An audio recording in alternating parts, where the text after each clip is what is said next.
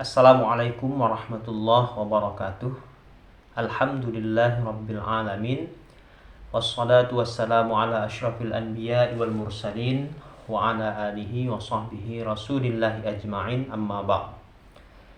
Nah, teman-teman sekalian yang dicintai Allah Subhanahu wa taala, pada video kali ini saya akan membahas tentang bagaimana cara bersyukur yang benar. Ya, bersyukur secara menyeluruh. Nah, untuk menjawab bagaimana cara bersyukur ini, mari kita perhatikan uraian dari Profesor Dr. Yunahar Ilyas di dalam bukunya Kuliah Akhlak. Nah, teman-teman sekalian yang dicintai Allah Subhanahu wa taala, seringkali syukur kita itu hanya berhenti pada tatanan lisan saja. Ya, misalnya kita dianugerahkan suatu nikmat oleh Allah Subhanahu wa taala, kemudian kita merespon dari nikmat itu dengan mengucapkan kalimat pujian seperti alhamdulillah. Nah, kadangkala kita hanya berhenti di situ saja, hanya sekedar mengucapkan alhamdulillah saja. Nah, sebenarnya syukur itu tidak hanya terpenuhi dengan ucapan lisan saja.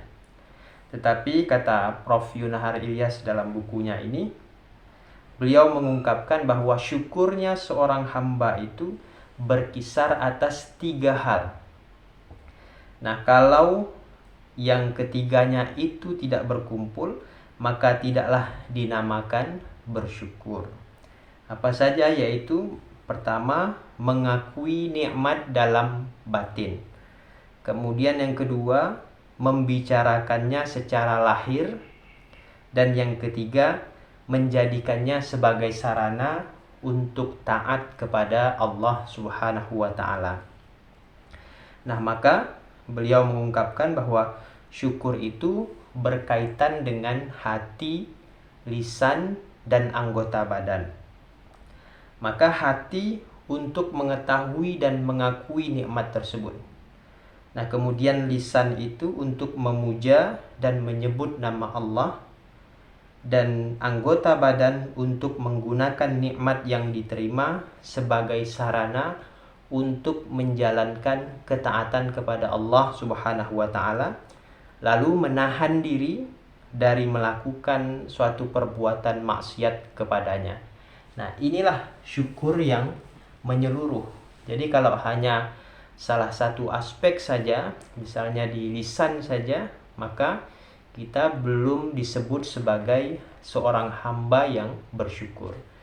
Jadi untuk dikatakan sebagai seorang hamba yang bersyukur harus memenuhi 3 dimensi tadi, ya, hati, lisan, dan anggota badan. Nah, contohnya misalnya kalau kita dianugerahkan oleh Allah Subhanahu wa taala dengan kekayaan harta, maka respons kita yang pertama kali adalah kita mengetahui dan mengakui bahwa semua kekayaan yang dianugerahkan itu adalah merupakan anugerah, ya, atau karunia dari Allah Subhanahu wa taala. Nah, adapun usaha yang kita lakukan itu hanya menjadi sebab, ya, atau ikhtiar semata.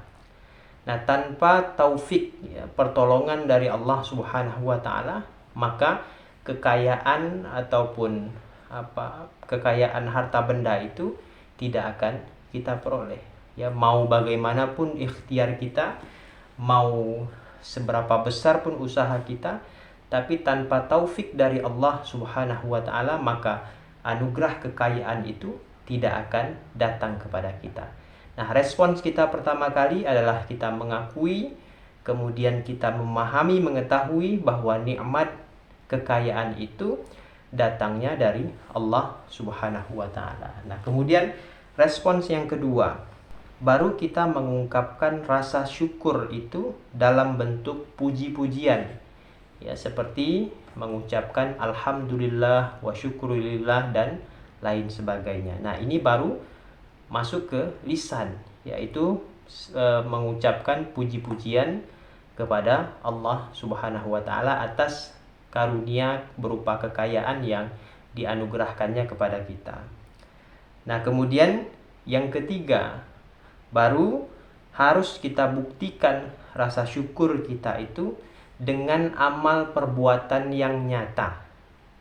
Nah, yaitu menggunakan harta kekayaan yang dianugerahkan oleh Allah Subhanahu wa taala itu untuk kebaikan, ya, atau untuk kita dermakan sebagiannya di jalan Allah Subhanahu wa taala. Nah, dengan begitulah baru sempurna syukur kita kepada Allah Subhanahu wa taala. Ya, kalau kita dianugerahkan kekayaan, hanya lisan saja mengucapkan alhamdulillah, tapi di amal perbuatan yang nyata tidak kita buktikan, ya, dengan memiliki sifat dermawan, ya, memberikan kepada orang yang membutuhkan dan seterusnya, berinfak, bersedekah dan seterusnya. Nah, kalau dianugerahkan kekayaan, hanya lisan saja yang mengucapkan alhamdulillah, tapi dalam amal perbuatan kita bakhil, ya, pelit, kikir dengan harta kekayaan yang dianugerahkan oleh Allah Subhanahu wa taala itu, maka kita belum dikategorikan sebagai hamba Allah yang bersyukur. Nah, ini kita simak perkataan dari Tabbarah, ya. Dia menyatakan bahwa tidaklah bersyukur orang yang tidak mencintai Allah dan tidak mengakui bahwa nikmat yang didapatnya berasal dari Allah. Tidak bersyukur orang yang tidak memuji Allah dengan lisannya, dan juga tidak bersyukur orang yang mengucapkan kata-kata yang tidak ada gunanya. Tidak bersyukur orang yang diberi ilmu oleh Allah tetapi tidak diamalkan dan tidak diajarkannya. Tidak bersyukur orang yang diberi oleh Allah kekayaan tetapi tidak dimanfaatkannya untuk kebaikan. Nah, jadi jelas, ya, syukur itu harus dibuktikan, ya, selain dengan mengucapkan kalimat-kalimat pujian tadi, dia harus dibuktikan dengan amal perbuatan nyata. Nah, begitu juga tadi dicontohkan, kalau dianugerahkan ilmu, maka bentuk syukur kita selain dengan hati dan lisan, juga harus ilmu itu diamalkan dan diajarkan. Nah, itu baru bersyukur. Nah, kemudian Prof. Yunahar Ilyas juga mengungkapkan, ya, mengemukakan bagaimana terjadi dialog antara seorang laki-laki dengan Imam Ibnu Hazm. Nah, dalam hubungannya dengan aspek ketiga, yaitu bersyukur dengan anggota badan, maka kita perhatikan dialog seorang laki-laki tersebut dengan Imam Ibnu Hazm. Apa syukurnya kedua mata itu? Apabila engkau melihat sesuatu yang baik, engkau menceritakannya. Tetapi bila mana engkau melihat keburukan, engkau menutupinya. Bagaimana syukurnya telinga? Jika engkau mendengar sesuatu yang baik, peliharalah. Dan manakala mendengar sesuatu yang buruk, cegahlah. Bagaimana syukurnya tangan itu? Jangan mengambil sesuatu yang bukan milikmu, dan janganlah engkau menolak hak Allah yang ada pada kedua tanganmu. Kalau syukurnya perut, bagaimana? Hendaklah bawahnya berisi makanan, sedang atasnya penuh dengan ilmu. Bagaimana syukurnya kemaluan itu? Nah, Abu Hazm menjawabnya dengan membaca surah Al-Mu'minun ayat 1 sampai 7.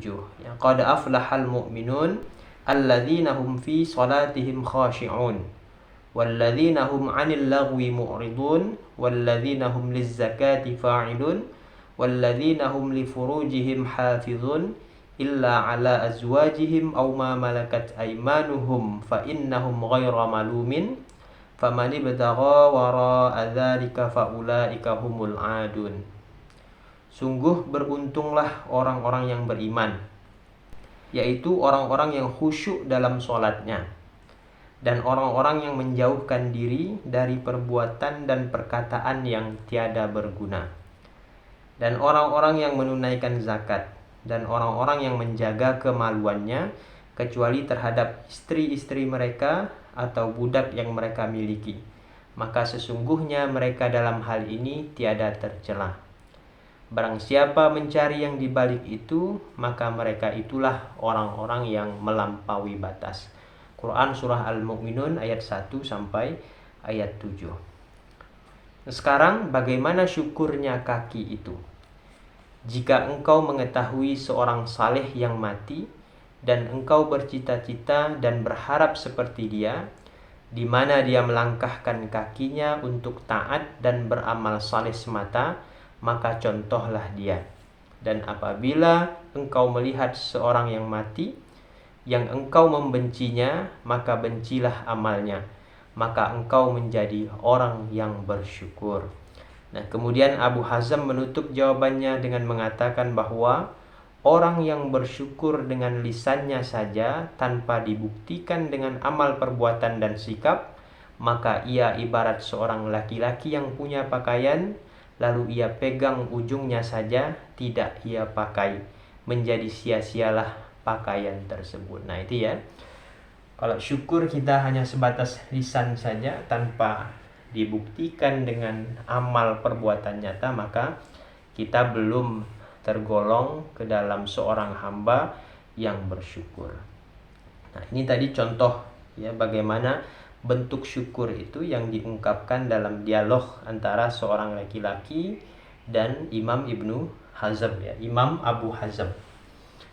Nah, tentang syukurnya mata seperti apa, syukurnya telinga seperti apa, syukurnya tangan seperti apa, syukurnya kaki seperti apa. Nah, teman-teman sekalian yang dirahmati Allah Subhanahu wa taala, inilah diantara dimensi-dimensi syukur yang perlu kita perhatikan ya. Jangan sampai syukur kita hanya setengah ya, tidak menyeluruh, hanya sebatas di lisan. Tapi syukur itu harus sempurna dengan memenuhi 3 dimensi tersebut. Mulai dari hati kita mengakui, kemudian mulai dari lisan senantiasa mengucapkan puji-pujian, dan anggota badan ya, dengan memanfaatkan memanfaatkan nikmat yang Allah anugerahkan itu sebagai sarana untuk kita semakin taat kepada Allah Subhanahu wa taala.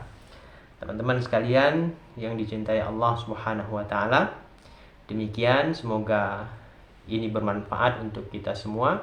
Mudah-mudahan Allah selalu membimbing kita untuk selalu menjadi hambanya yang pandai bersyukur. Demikian, lebih dan kurang mohon maaf. Billahi fisabil haq fastabiqul khairat. Wassalamualaikum warahmatullahi wabarakatuh.